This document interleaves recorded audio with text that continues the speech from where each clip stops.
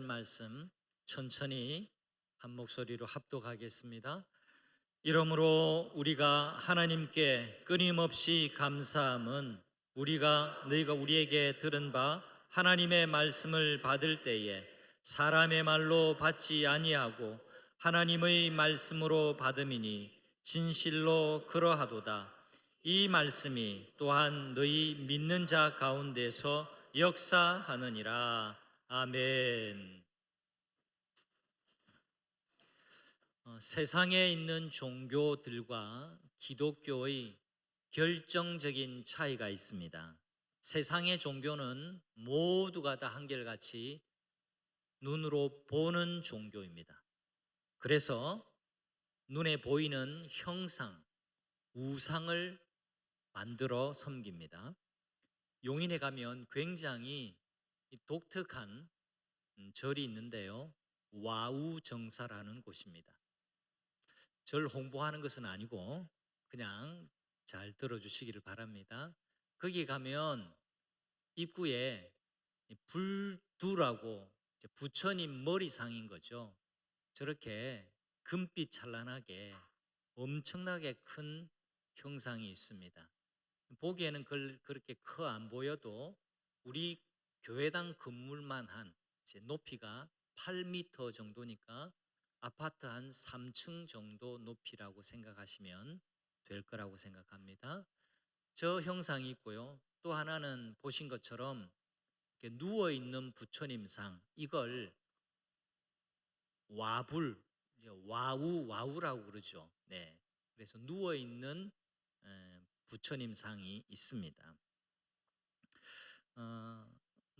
와우 정사뿐만 아니라 또 불교뿐만 아니라 대부분의 모든 종교들이 또 이런 형상을 만들어 놓고 그 신을 섬깁니다. 그러나 기독교는 완전히 다릅니다.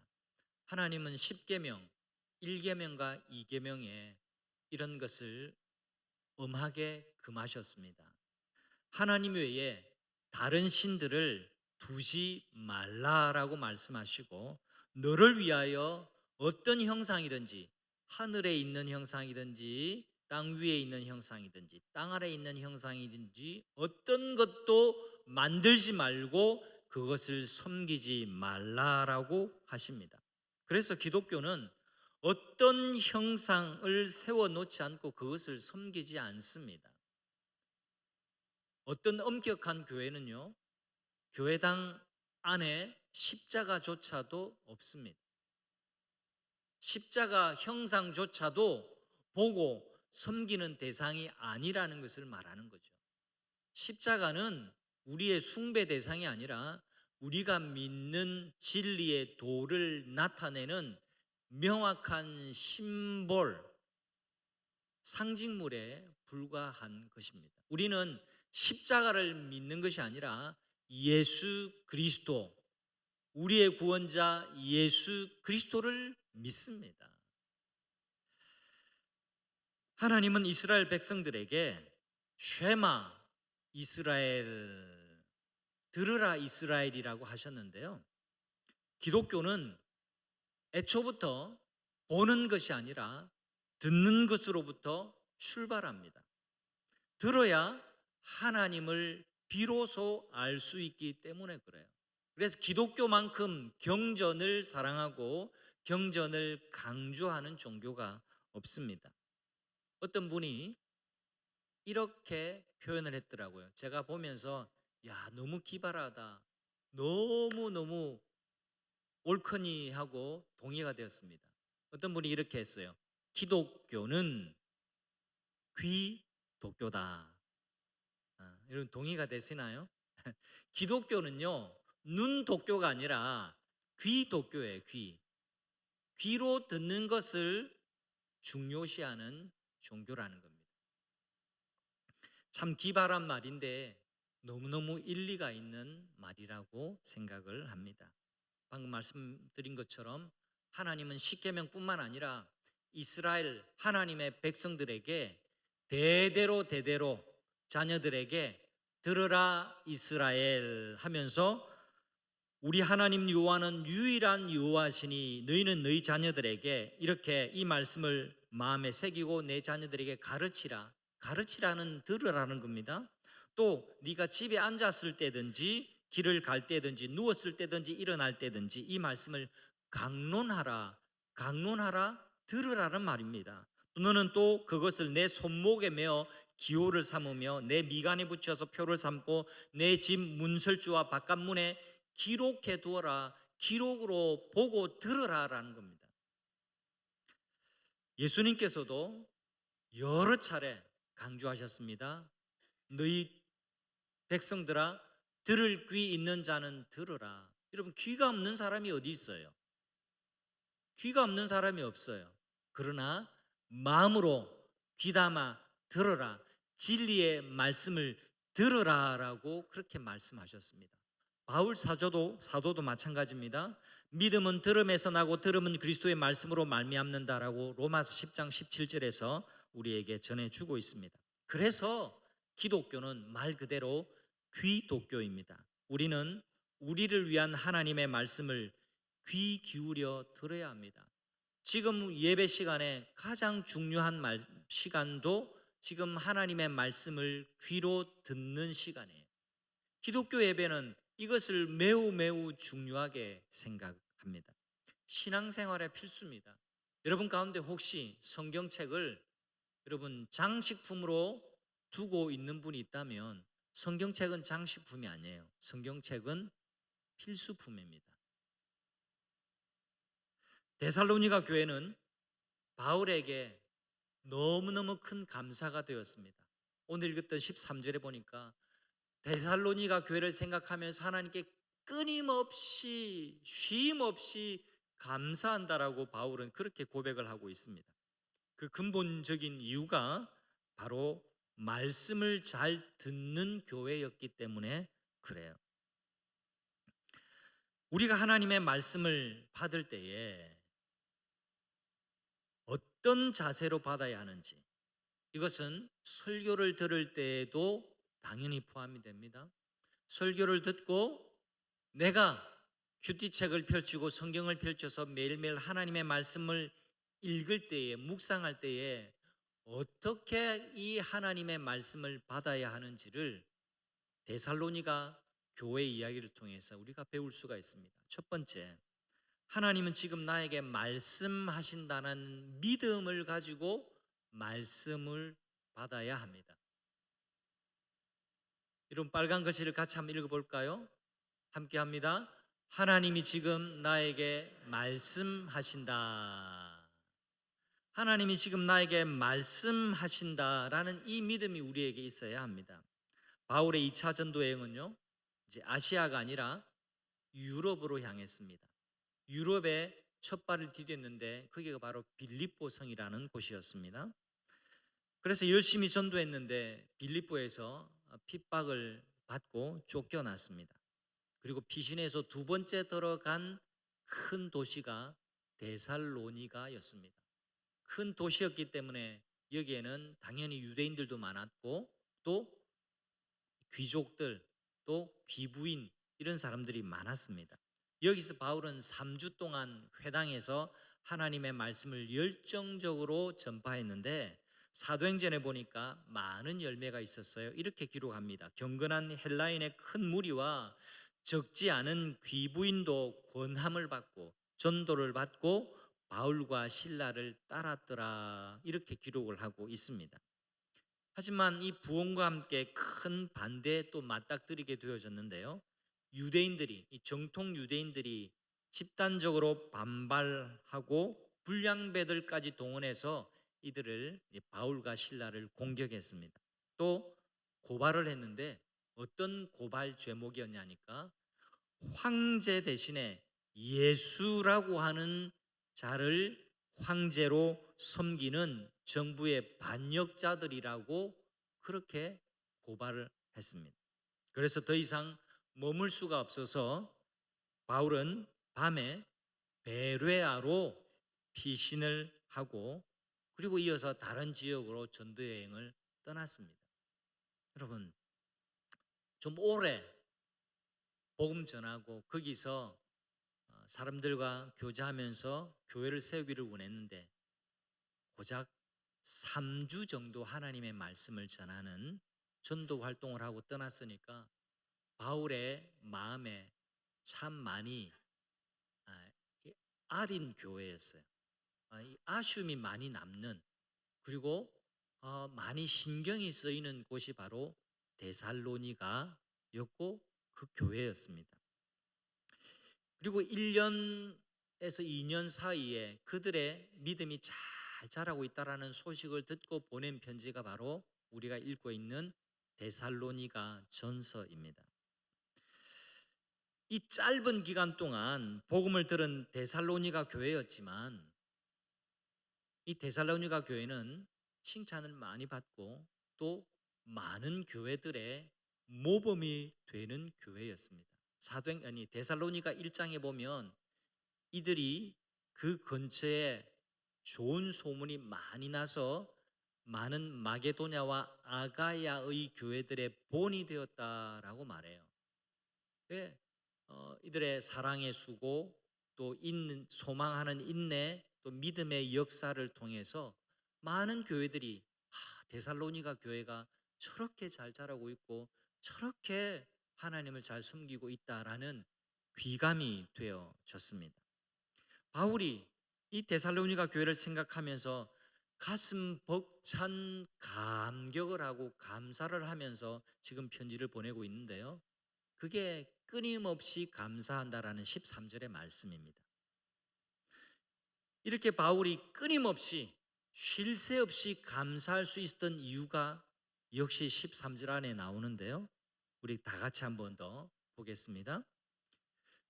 너희가, 같이 읽어보겠습니다. 너희가 우리에게 들은 바 하나님의 말씀을 받을 때에 사람의 말로 받지 아니하고 하나님의 말씀으로 받음이니. 이런 데살로니가 교회의 모습을 보고 3주 전도하고 왔지만 데살로니가 교회를 생각하고 감사하지 않을 수가 없었습니다.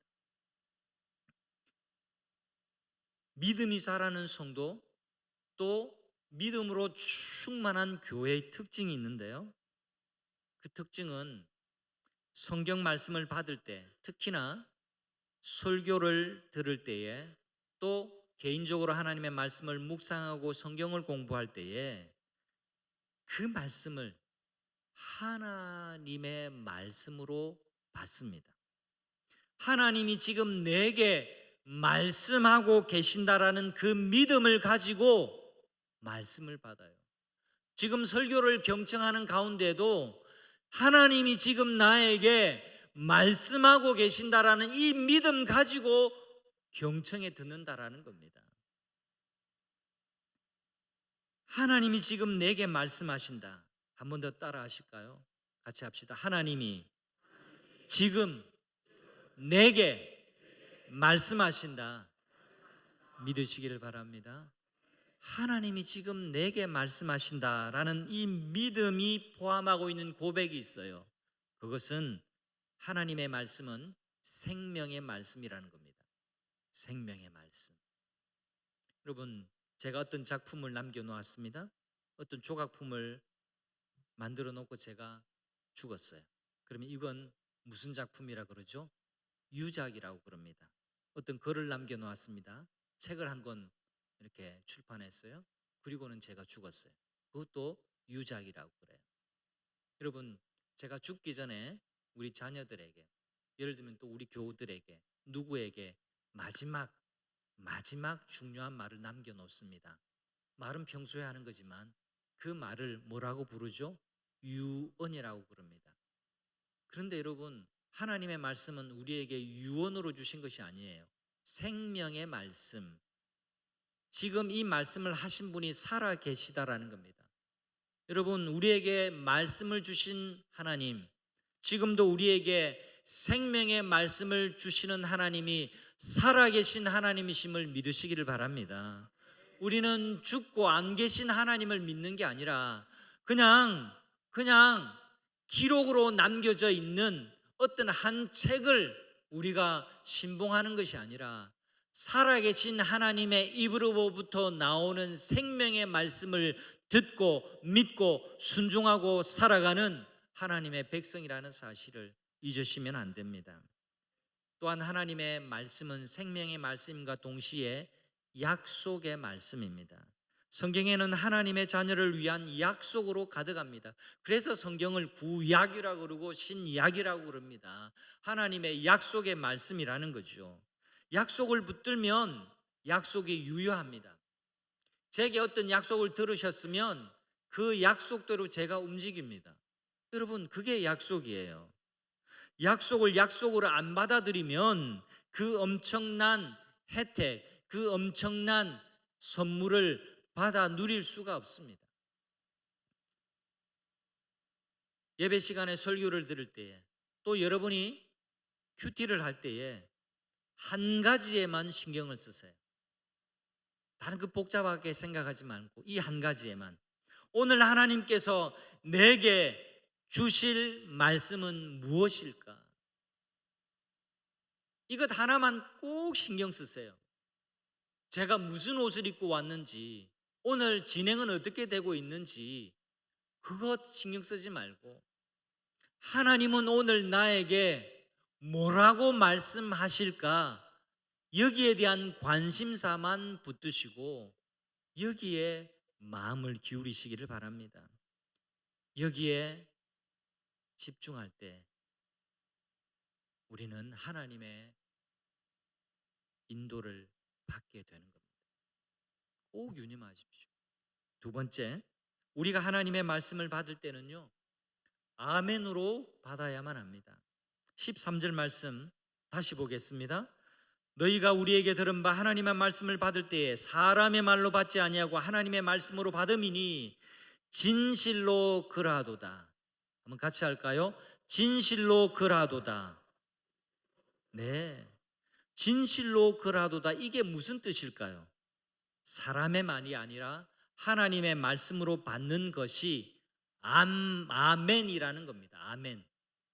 아멘의 뜻이 뭡니까? 그렇게 되기를 원합니다. 믿습니다. 저도 그렇게 믿습니다. 라는 것이 아멘이에요. 이게 말 그대로 아멘입니다. 진실로 그러합니다. 하나님의 말씀이 그렇군요. 진실로 그러합니다. 오늘 들리는 하나님의 말씀이 생명의 말씀이군요. 진실로 그러합니다. 아멘입니다. 하나님, 이 말씀이 제게 약속이군요. 이 약속을 하나님과 손가락 걸고 믿고 의지하고 살면 하나님이 약속을 분명히 지켜주신 것을 믿습니다. 아멘입니다. 이렇게 믿는 겁니다. 아멘을 그냥 추임새로 하라는 것이 아니라 아멘의 마음으로 말씀을 받으셔야 됩니다. 아무리 여러분이 설교 시간에 아멘 아멘 하고 적절할 때 주임새를 넣어도 그 마음 가운데 진심으로 믿는 마음이 없으면 그건 아멘이 아니에요. 우리 교회는 전통적으로 뭐 어떤 교회처럼 막 열광적으로 회중 가운데 아멘 아멘 나오는 그런 교회는 아닙니다. 저도 그렇게 분위기를 막 이렇게 끌고 가는 목사도 별로 아니에요. 여러분, 설교를 들을 때 아멘 크게 많이 안 하셔도 돼요. 그리고 너무 튀게 안 하셔도 돼요. 그런데 여러분, 내 귀가, 내 마음이 들리도록 여러분 속으로 또 고요하게 아멘 하십시오. 그렇게 아멘으로 하나님의 말씀을 받으면 진실로 아멘이 될 줄 믿습니다. 그게 말씀을 받을 때에 우리가 해야 할 마음의 자세요, 태도입니다. 아멘은요, 마음에서부터 나와요. 또 마음에서 나와야만 합니다. 종교적인 추임새로만 아멘 소리가 나와서는 안 됩니다. 마음, 진심에서 아멘이 나오려면 어떻게 해야 할까요? 하나님의 말씀을 받을 때에 귀로 듣고 마음으로 들어야 합니다. 그래야 아멘이 나와져요. 마음에 간직해야 합니다. 복 있는 사람을 읽고 묵상하면서 마음으로 들으셔야 됩니다. 마음으로 아멘 하셔야 됩니다. 마음에 새기셔야 됩니다. 히브리서 2장 1절 말씀은 이런 말씀이 있습니다. 그러므로 우리는 들은 것에 더욱 유념함으로, 올해 우리가 묵상했던 말씀입니다. 우리가 들은 것에 더욱 유념함으로 우리가 흘러 떠내려 가지 않도록 함이 마땅하니라. 히브리서에서 이렇게 기록하고 있습니다. 여러분, 설교를 포함해서 하나님의 말씀을 듣는 일에 유념하는 것이 중요하다라고 말씀해요. 유념하지 않으면, 이렇게 유념한다라는 것은 마음에 간직한다라는 것을 유념한다라는 겁니다. 마음판에 새기는 것을 유념이라고 그래요. 이렇게 하나님의 말씀을 유념하여 듣지 않으면, 유념하여 묵상하지 않으면 흘러 떠내려 간다라고 우리에게 경고하고 있습니다.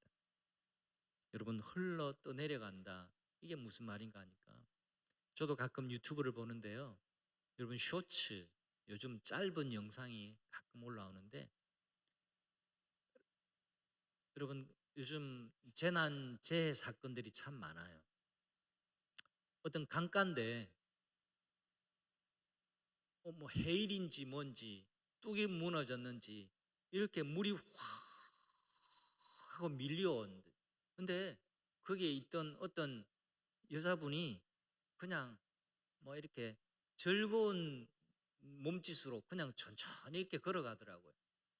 근데 이게 미처 이 계단에 올라가기 전에 속도가 확 붙어가지고 물이 이렇게 뚝에 물이 확 밀려오는데 1초 상간으로 그 물에 휩쓸려 둥둥둥둥둥둥 떠내려가면서 부딪히고 막 이런 걸 찍어 놓은 장면을 보았어요. 야, 이게 뚝 무너지는 것, 그 다음에 해일이 이렇게 무섭구나, 이렇게 제가 그 영상을 보고 배웠는데, 그게 바로 흘러 떠내려가는 겁니다.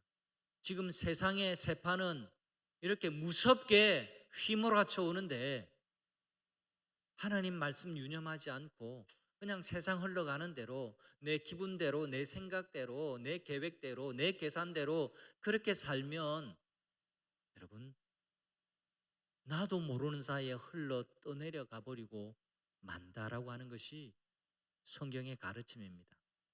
C.S. 루이스라는 아주 훌륭한 작가는, 유명한 작가는 이런 말을 남겼습니다. 이분이 예수님을 안 믿다가 나중에 예수님을 믿은 분이에요. 잘 들어보세요. 기독교 신앙을 잃어버린 100명의 사람 중에 나는 이래서 또 저래서 기독교 신앙을 버리겠다 라고 이유 있는 결정을 내린 사람이 얼마나 되겠는가. 대다수가 천천히 자기도 모르는 사이에 흘려 떠내려간 사람들이다. 굉장히 의미심장한 얘기입니다. 우리 교회도 오늘 새가족 등록하셨지만 새가족 등록 카드를 내셨다고 저는 우리 교인이라고 생각하지 않습니다. 서운하게 생각하지 마세요. 이 카드를 내놓고 안 오시는 분들이 더러더러 많이 계세요. 네, 우리 교회 멤버십을 가지려면 5주 동안의 말씀을 들으셔야 됩니다. 하나님의 말씀을 듣고 복음을 듣고 믿을 결심을 하고 우리 교회의 가족이 될 마음의 결정을 해 주셔야 새 가족이 됩니다. 여러분, 우리 교회를 거쳐간 많은 분들이 있어요. 제 마음의 부담이, 우리 성도님 가운데 그냥 예배만 참석하고 어떻게 하다가 자기도 모르는 사이에 흘러 떠내려가는 분들이 없어야 할 텐데, 그게 저의 기도 제목입니다. 저의 마음의 부담입니다. 여러분, 교회를 다닌다라는 그 자체가 중요한 것이 아닙니다. 교회 와서 하나님의 말씀을 들어야 하고요, 하나님이 지금 나에게 말씀하시는 살아계신 주가 되신다라는 것을 믿어야 합니다.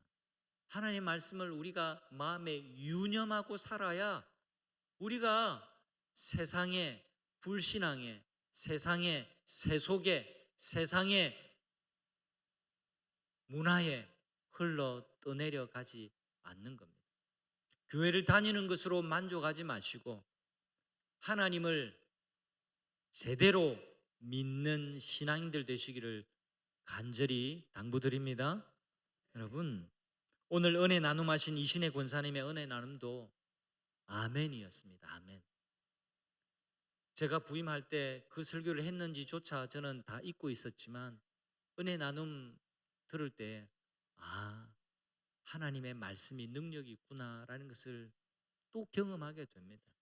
여러분, 우리 신앙생활 하는 것은 주님과 상관없이 내가 믿고 다니는 게 아니라 내가 내 삶에 여전히 주인 행세하면서 교회를 다니는 것이 신앙생활이 아니라 참 신앙생활은 내가 내 인생의 주인이 아니라 하나님이 내 인생의 주인이시라는 그 고백과 그 믿음으로 사는 것이 참된 신앙생활이라는 것을 이분들이 아멘으로 받아들이셨어요.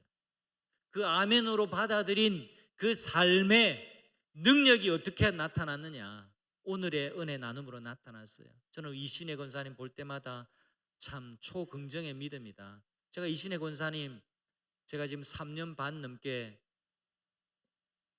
뵀지만 중도장애 남편을 이제 맞아들이고 또 간병하면서 징징대고 울고 찡그리고 다니는 것 한 번도 못 봤습니다.